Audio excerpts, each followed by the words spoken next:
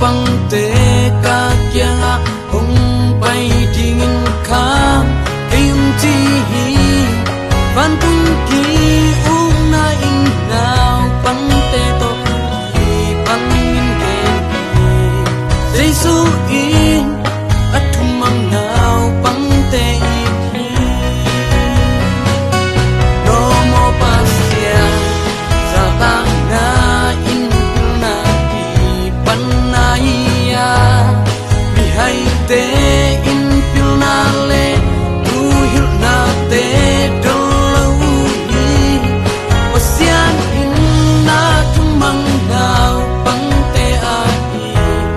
ton tu hi atu mang now bang te i tin hi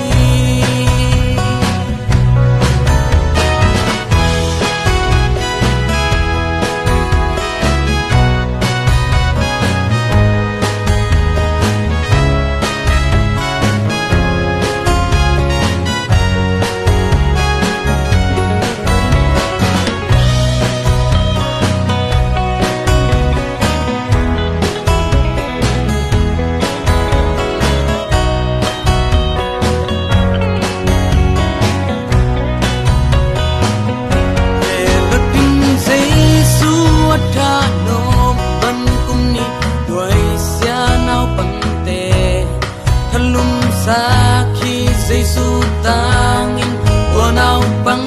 ten sina thua khi inna sunga singam na inna lian pe na Jesu in na in e te hong it no mo pasya satana in na pan na hay te in pil na le tu hil na te do lo bi pasian in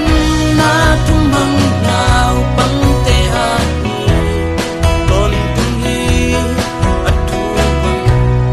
now bang te i tin hi no mo pasya sa tam na in pil na pan hay te in pil na le tu hil na te dong lo bi pasian in na tu mang now bang te a hi ton tu hi atu mang now bang te i tin hi atu mang now bang te